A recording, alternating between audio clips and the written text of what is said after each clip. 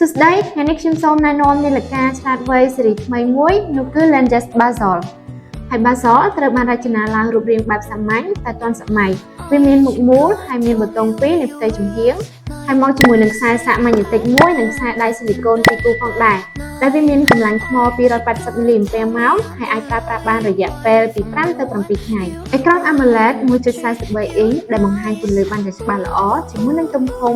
46.5 មីលីម៉ែត្រដែលមានទម្ងន់ស្រាលសមស្របសម្រាប់លោកអ្នកប្រើប្រាស់ប្រចាំថ្ងៃប៊ូតុងបង្វិលសម្រាប់បញ្ជាងាយស្រួលក្នុងការប្រើប្រាស់និងការផ្លាស់ប្ដូរទាំងនាឡិកា Bluetooth Call ជាមួយនឹង chip តែមួយគឺអាចទទួលការខលដោយផ្ទាល់មិនចាំបាច់ប្រើទូរស័ព្ទអ្នកជំនួយសំឡេង Voice Assistant បញ្ជាដោយសំឡេងសម្រាប់ការប្រើប្រាស់ប្រចាំថ្ងៃហើយក៏អាចត្រួតពិនិត្យសុខភាពនិងប្រភេទកីឡាការវាស់ចង្វាក់បេះដូងការវាស់សម្ពាធឈាម stress និងកីឡាចលនាជាច្រើនមុខទៀតកម្រិតការពារជម្រាបទឹក IP68 ទាំងនាឡិកាច្រើនជាង100ប្រភេទអាចបដូរផ្ទាំងតាមបែបផែនផ្ទាល់ខ្លួនបាន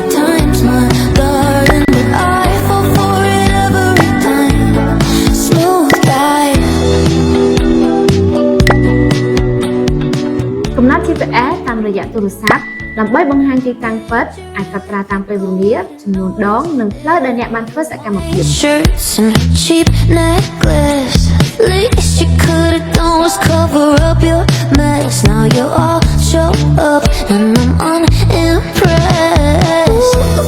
ការប្រើប្រាស់ app Fit ក៏គាំទ្រដោយភាសាខ្មែរផងដែរ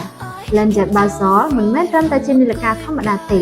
សុខភាពនិងសកម្មភាពត្រូវបានត្រួតពិនិត្យជាប្រចាំប្រសិនបើលោកអ្នកកំពុងស្វែងរកនាឡិកាឆ្លាតវៃ Basel នេះជាជម្រើសដ៏ល្អ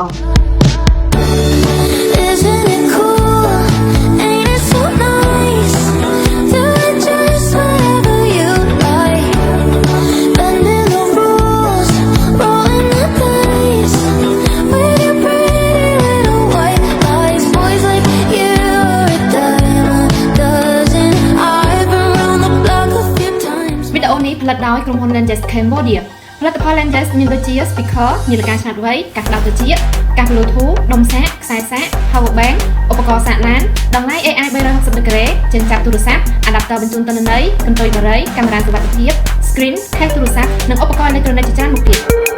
ត